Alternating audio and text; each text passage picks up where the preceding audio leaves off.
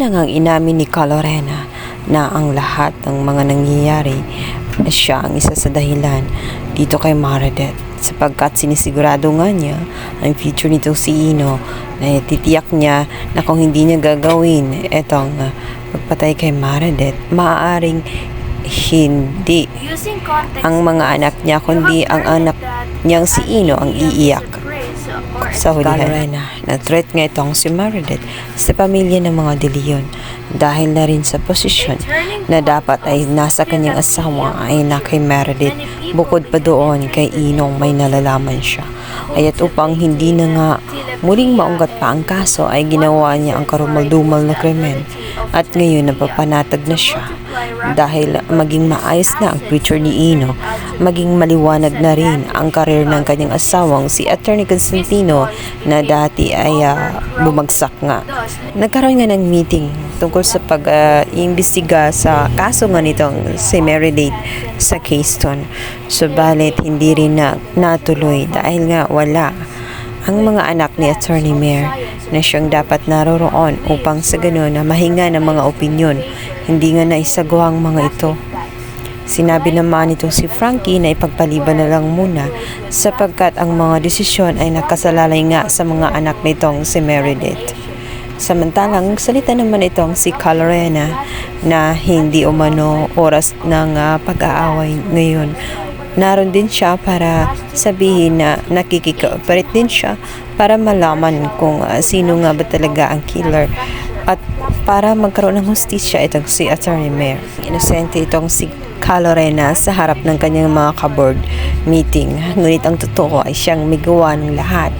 Samantalang sinabi ni Frankie na ipagpaliban na lamang dahil ayaw niya na magdesisyon at ayaw din naman niya na baka mabigyan ng chance magdesisyon ang posibleng isa sa mga taong involved sa naturang kaso ni Attorney Mayor. Na nga ang pinapangarap nitong si Calorena at nitong si Attorney Constantino, kung saan magbibigay na nga din ng desisyon ang head ng board member, kung saan sasabihin na nga dahil nga wala na si Attorney Mayor kundi ipapasa na nga kay Attorney Constantino at ang naturang posisyon na iniwan nitong si Meredith.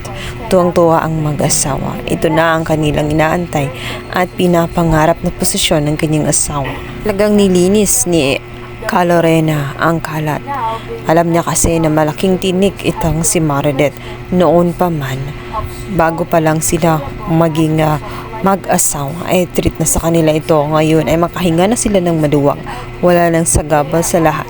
Wala na ring magiging threat kay Ino. Talang isang major ng suko ang nagsalita kina Lilet at Era na posible nga daw nasa Keystone ang prime suspect ng pagkamatay ni Attorney Mayor dahil na rin sa agawan sa posisyon. At wala nang ibang tinitingnan itong si Era kundi ito nga si Calorena, kung saan galit na galit din sa kanyang ina, maging itong kanyang asawang si Constantino dahil iniibig din ito ang kanyang posisyon. Hindi na nga nag-aksaya pa ng oras ang magkapatid na si Era at itong si Lilet. Agad na pumunta sila sa Keystone.